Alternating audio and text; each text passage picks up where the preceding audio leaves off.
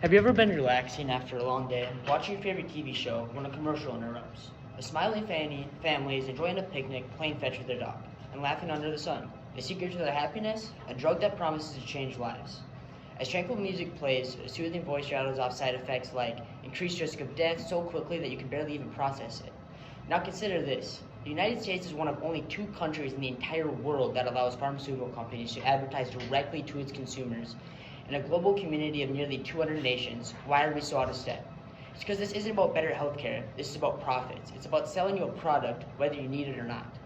These ads don't just impact individuals who take medication, they influence now how all of us think about health. They shape the medications we demand, inflate the cost of drugs, and erode trust in doctors and the healthcare system as a whole.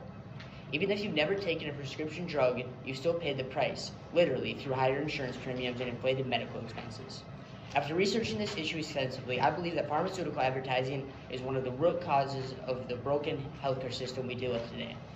It drives up costs, undermines public health, and prioritizes corporate profits over patient well-being. Pharmaceutical advertising in the United States should be banned because it manipulates consumers, inflates drug prices, harms public health, and damages the trust in our healthcare system. Today we'll examine how pharmaceutical ads manipulate emotions and create unnecessary demand, how they raise costs for everyone, how they harm public health, and why banning them is both an ethical and practical solution. Let's start with how these ads manipulate us. Pharmaceutical ads aren't about education, they're about persuasion, convincing you that you need a medication, even if it's not the best option for you. Consider how these ads work. They rely on emotional appeals. You see joyful families, serene landscapes, and hopeful promises that a drug will change your life. These commercials are designed to create a sense of urgency, making you feel like you need to take action now or suffer the consequences. But the reality is often far more complicated.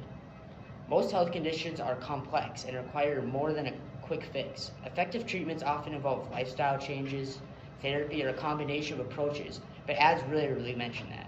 Instead, they simplify health problems to sell solutions.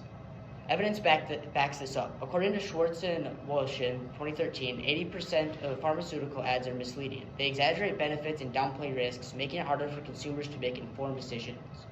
Think about the ads you've seen. For antidepressants, for example, the narrative is almost always the same.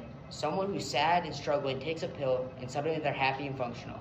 What the ad doesn't show you is the trial and error of finding the right medication, the side effects, or the need for therapy alongside medication. Or consider ads for dry eye medication. Do you really need a prescription drug? Over-the-counter drops? Wouldn't over-the-counter drops suffice?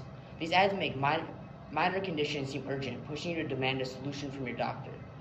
The impact is clear. By encouraging people to self-diagnose and request specific drugs, these ads undermine the doctor-patient relationship. Instead of trusting medical expertise, patients often rely on marketing messages. Should we let commercials dictate our healthcare decisions, or should we try and rely on science and professional judgment? Pharmaceutical ads drive up costs. Next, let's look at the financial toll. Pharmaceutical advertising is expensive, and these costs are often passed directly to you, the consumer. In 2022, pharmaceutical companies in the U.S. spent over $6 billion on direct-to-consumer advertising. That's billions of dollars poured into slick commercials instead of research, patient care, or lowering drug prices. And make no mistake, every dollar spent on advertising gets added to the cost of drugs you buy. Evidence confirms this. Studies show that advertising inflates the prices of brand name drugs while steering attention away from affordable generics. In countries like the UK, where advertising is banned, prescription drugs cost significantly less, and generics are far more widely used. Consider the case of Lantus, a diabetes drug. The U.S. Lantus was heavily advertised, making it the go-to prescription for many patients. But here's the problem.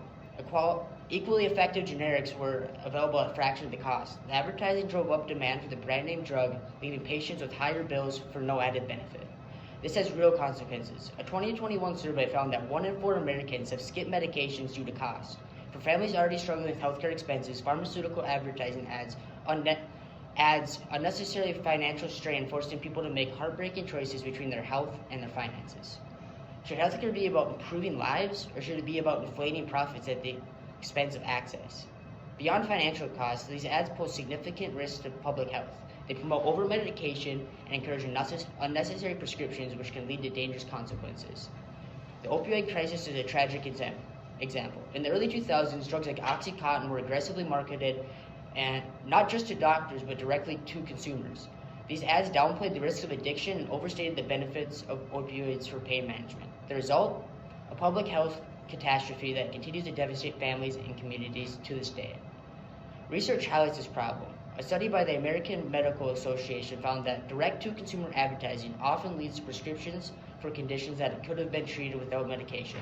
For example, sleeping pill ads rarely mention non-drug alternatives like cognitive behavioral therapy, which is often just as effective without the risks of addiction or any kind of side effects. The broader impact is alarming. Overprescription doesn't just harm individual patients, it creates a systemic problem. Antibiotic resistance, for instance, has been exacerbated by the overuse of antibiotics, driven in part by advertising campaigns that encourage unnecessary use. How many more public health crises do we need before we recognize the harm caused by these ads? Finally, let's talk about trust. Pharmaceutical advertising damages the trust patients have in their doctors and the healthcare system as a whole. When patients see a drug advertised repeatedly, they're more likely to demand it from their doctor. This puts physicians in a difficult position. Studies show that doctors often feel pressured to prescribe these drugs even when they know cheaper or better alternative exists. Imagine this scenario. You visit the doctor and you ask for a drug you saw on TV. Your doctor recommends something else, but you insist on the drug you saw advertised for. Over time, this dynamic undermines the trust you have in place for your doctor's expertise. You need to start seeing a different doctor, and then so on and so on. Why does this matter? Healthcare should be a collaborative process based on trust and evidence. Pharmaceutical ads disrupt this dynamic, replacing it with a consumer-driven approach that prioritizes marketing over medicine. Pharmaceutical advertising manipulates consumers, drives up costs, harms public health, and erodes trust in healthcare. This practice doesn't serve patients. It serves corporations that prioritize profits over well-being. To protect public health, and restore integrity to our healthcare system, the U.S. must ban direct-to-consumer pharmaceutical advertising. Advocate for stricter regulations, demand transparency drug pricing, push for a healthcare system driven by medical need, not marketing strategies. When it comes to our health, the decisions we make should be guided by science, trust, and compassion, not by commercials. Together, we can create a system that puts people first.